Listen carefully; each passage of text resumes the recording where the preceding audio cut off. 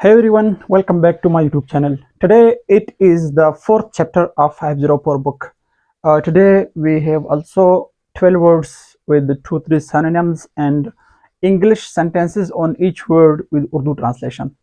आज का हमारा 504 बुक का चौथा चैप्टर है जिसमें हम फिर से 12 जो वर्ड्स हैं उनको डिस्कस करेंगे और उसके साथ सिनोनिम्स होंगे मैक्सिमम 1-2 ओके रिलेटेड वर्ड्स होंगे। अच्छा, रिलेटेड वर्ड्स या सिनोनिम का मतलब ये नहीं है कि दोनों का इस्तेमाल एक जैसा होगा, बिल्कुल एक ही ओकेजन्स पर इस्तेमाल होंगे। मैं आपको एक मिसाल देता हूँ कि एक लफ्ज़ है अबेंडन और जिसका मतलब है छोड़ देना या तर्क कर देना। एक दूसरा लफ्ज़ है क्यू अप, फ्रेजल वर्ब है जिसका मतलब है छोड़ देना या तर्क कर देना। इसी तरह एक और लफ्ज़ है लीव जिसका मतलब है छोड़ देना। लेकिन इन तीनों के मानियों, इन तीनों के इस्तेमाल है वो मुख्तलिफ है। मसलन अबेंडन का मतलब है हमेशा के लिए छोड़ देना, ठीक है। तो इसी तरह हर वर्ड इसी तरह मुख्तलिफ मानिया देता है, लेकिन है सिनोनिम उनका रिलेटेड वर्ड है। आप उनको एक मजमून में जो है इस्तेमाल कर सकते हैं। मसलन अगर आप कोई मजमून लिखते हैं तो आप बार बार एक वर्ड यूज़ नहीं करते बल्कि उसके जो रिलेटेड वर्ड्स है वो यूज़ करते हैं। तो आज का पहला वर्ड है वेपर। वेपर इस तरह भी लिखा जाता है कि ओ के बाद यू भी लिखा जाए वेपर, तो दोनों का मतलब सेम है। ये बतौर नाउन भी इस्तेमाल होता है और बतौर वर्ब भी इस्तेमाल होता है, ठीक है। वेपर का मतलब है आबी बुखारात या नमी, जिसका सिनोनिम है स्टीम या मिस्ट, ओके। तो इसी तरह वेपर आबी बुखारात में तब्दील होना, इस तरह के भी ये लफ्ज़ इस्तेमाल होता है। दूसरा लफ्ज़ हमारे पास है एलिमिनेट। एलिमिनेट का मतलब है get rid of. Get rid of एक इडियम है जिसका मतलब है छुटकारा हासिल करना। रिमूव यानी ख़त्म कर देना, ठीक है। एक रेसलिंग का एक मैच होता है रॉयल रंबल मैच, जिसमें कोई बंदा गेम से बाहर हो जाता है, नीचे गिर जाता है, तो उसके लिए कहते हैं एलिमिनेटेड, यानी वो ख़त्म हुआ मैच से, ठीक है, फारिग हुआ, ठीक है। तो इसी तरह विलेन। विलेन आमतौर पर जो एक फिल्म में हीरो होता है एक विलेन होता है। विलेन का मतलब है बदजात, ठीक है, बदमाश, ठीक है, डाकू। उसके लिए विलेन का लफ्ज़ हम इस्तेमाल करते हैं। अंग्रेजी में विक्ड पर्सन।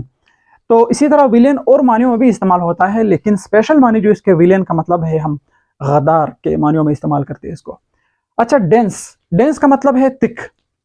तिक दो तरह का है, गाढ़ा। अब मसलन बाल किसी के गन्ने है या जंगल गन्ना है, ठीक है, मतलब बहुत ज़्यादा है एक दूसरे के साथ। वो चीज़ें जो होती है, जो भी दरख्तें हैं या कोई भी चीज़ें होती है, उनको कहते हैं गन्ना। एक इस तरह गन्ना होता है जैसे कि गाढ़ा, गाढ़े का लफ्ज़ जो हम इस्तेमाल करते हैं। मसलन शहद जो है गाढ़ा है, मोबाइल जो होते हैं वो गाढ़ा है। इसी तरह चाय जो है वो कम गाढ़े है, पानी जो है वो। इसी तरह हमारे पास पांचवा लफ्ज़ है वो है यूटिलाइज। यूटिलाइज का मतलब है फ़ायदा उठाना, काम में लाना, इस्तेमाल करना, ठीक है, मेक यूज़ ऑफ। इसी तरह एक और लफ्ज़ है ह्यूमिड। ह्यूमिड का मतलब है मॉइस्ट या डेम्प, जिसका मतलब है तर या गीला। मतलब ज़मीन गीली है, कोई कपड़ा जो है वो गीला है, उसके मानियों में भी ये इस्तेमाल होता है। तो इसी तरह एक और लफ्ज़ है डिसेंड। डिसेंड का मतलब है जो हम अंग्रेज़ी में मैथमेटिक्स में, इंग्लिश में जब हम मैथमेटिक्स पढ़ते हैं तो हम कहते हैं डिसेंडिंग ऑर्डर, ठीक है, असेंडिंग ऑर्डर। तो डिसेंड का मतलब है नीचे आना, ठीक है, या नीचे उतरना, ज़मीन पर आना। डिसेंड का मतलब है गो डाउन या कम डाउन, नीचे आना। इसी तरह एक और लफ्ज़ है सर्कुलेट। सर्कुलेट का मतलब है मूव अराउंड, ठीक है, रिवॉल्व। मतलब खून जो है हमारी बॉडी में सर्कुलेट करती है, गर्दिश करती है, घूम रही है। सयारे सितारे जो है वो एक दूसरे के इर्द गिर्द जो है वो घूम फिर रहे होते हैं, ठीक है। इसी तरह इनॉर्मस। इनॉर्मस का मतलब है ह्यूज या एक्सट्रीमली लार्ज, ओके। ह्यूज या एक्सट्रीमली लार्ज बहुत बड़े के मानियों में इस्तेमाल होता है। प्रिडिक्ट। प्रिडिक्ट का मतलब है वक्त से पहले किसी चीज़ के बारे में बताना, ठीक है, पेशन गोई करना। उर्दू में हम बोलते हैं पेशन गोई करना। जिसके लिए अल्फाज इस्तेमाल होते हैं प्रोफेसी या हम इस्तेमाल करते हैं फॉरटेल।